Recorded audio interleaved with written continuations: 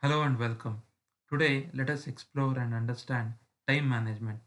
Along with it, let us learn tools and techniques for better time management. First, let us see what is time management. Time management is the way we organize and distribute our time between the activities for maximizing productivity and achieving goals. There are times when you should be thinking quickly, and then there are times when you should analyze and understand slowly. That is the true time management. Planning thoroughly by allotting time and breaking down large tasks into manageable short ones will make you finish what you have started. Time is a precious resource. To achieve more, time should be managed wisely. It is a skill anyone can learn and master. A successful person is he who manages his time well. People who manage time well feel positively about life. Good time management leads to lower levels of stress and higher levels of job performance and life satisfaction. Productivity is an outcome of time management. Let us see few reasons for poor time management. The reasons are not understanding the urgency and importance of the task, getting distracted frequently, multitasking, trying to be perfect, hung up on the details of not so important parts of the task, inability to say no to a request, waiting to get into the right mood or to get motivated. Now, let us look into tools and techniques for better time management. Time management is about both effectiveness and efficiency. In today's context, one needs tools and techniques and not just the to-do list. I have listed few of the tools and techniques here. Let us look into them one by one. The first one is creating a time log. So this is the first thing you have to do.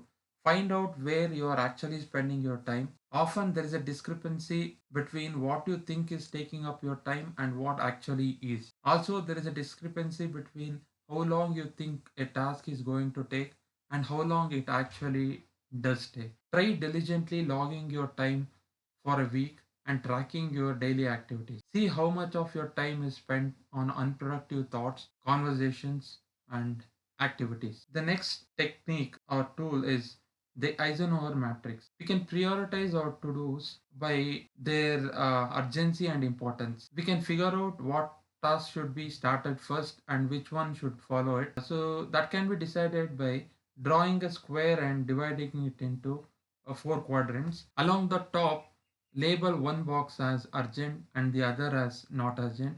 Along the left side, label one as important and the other one not important. Now you have four quadrants: urgent and important, urgent and not urgent and important, and not urgent and not important. So these four quadrants tell us something. You have to list your tasks that are to be done into these four quadrants. The urgent and important quadrant are the tasks that you have to do first. The urgent and not important quadrant, you can delegate these to someone. If not, do them next. The not urgent and important quadrant, delay this by scheduling them to a later time. Not urgent and not important things, you can delete them from your to do list for now. The next technique is use of golden hours or biological prime time.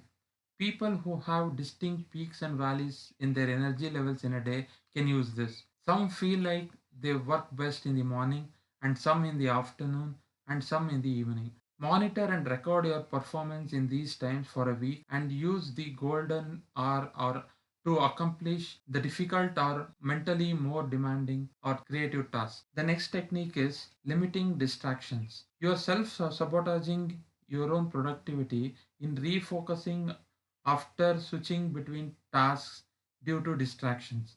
So turn off your notifications to have distraction free time to get into some deep work. The very tools that we often use in our work are the prominent sources of distraction. Computers, phones, and digital devices are to be designated to be used at particular times only. Next technique is single tasking.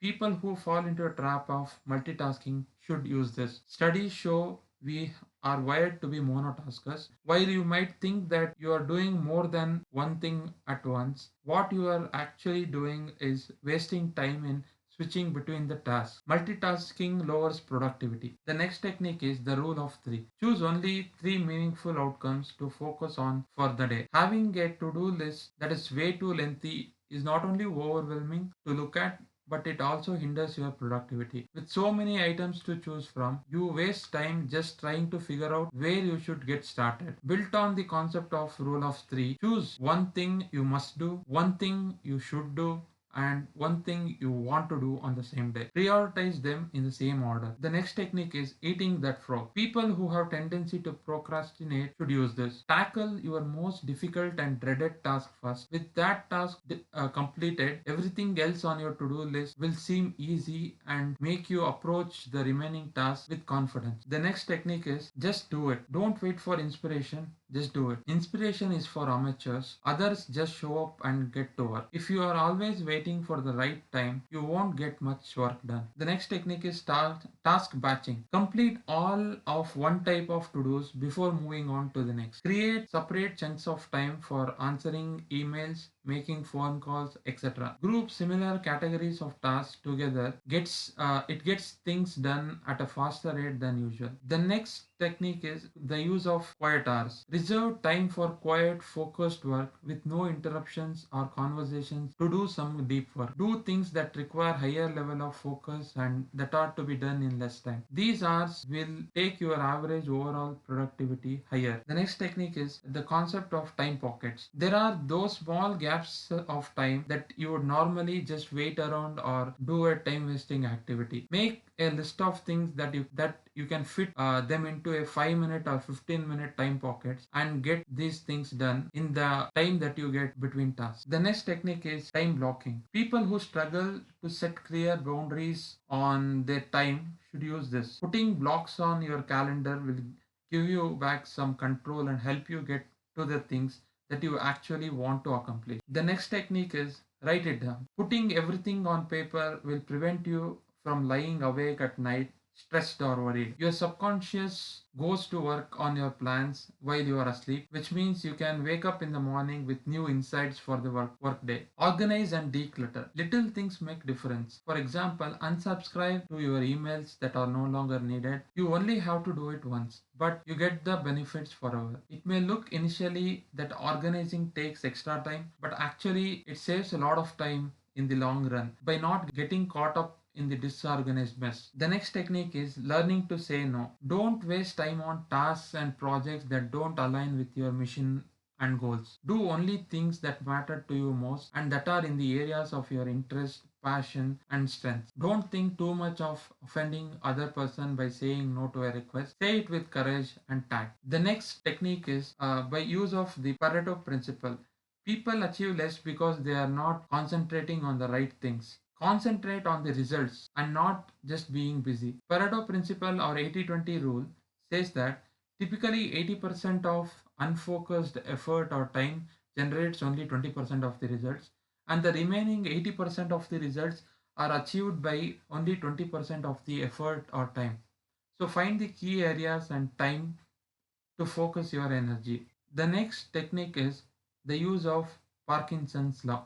It says that work spreads so as to fill the time available for its completion. It is applicable to all forms of work. We can do more or less work than normal in the same available time duration. So don't see less time as you can't complete or more time as you could finish the task early. The next technique is track your progress. First, plan in writing what you want to accomplish daily, weekly, monthly, and yearly basis. Progress tracking should be done similarly, and if it is deviating from the plan, corrective actions are to be taken as soon as possible. Strive for excellence than perfection. Excellence is attainable and gratifying. Perfection is unattainable and frustrating. So, if you are after excellence, improvement can be done gradually. At the same time, complete the task before deadline with reasonably justified results. Then the next technique is delegate wisely. Delegate work to individual with knowledge and skills and has been trained for it. Brief the person on the objectives to the delegated task, monitor progress, give precise and realistic deadlines to complete the task. The next technique is scheduling time for relaxation. Rest is not a waste of time. It re-energizes you and helps you maintain good health with efficiency to do the task. Do at least one enjoyable task every day during the relaxation time. Now the final words. Different tools will foster the development of different skills. So one should select the proper tool. Use the appropriate tool and technique which work for you to address any of your immediate concerns. Start with any tool or technique and implement, experiment, and have patience till it becomes a habit. Forming new healthy habits is hard. In fact, it takes a few months of consistent performance for a new behavior to become automatic. So, before something becomes second nature to you or a part of your routine, you need to invest a lot of conscious energy into making it happen. We have come to the end of the video. Thank you for watching. We hope you found this video informative and useful. If you have any questions or comments, feel free to leave them below. Don't forget to subscribe to our channel for more videos like this. Share this if you think this will help someone you know. Thank you.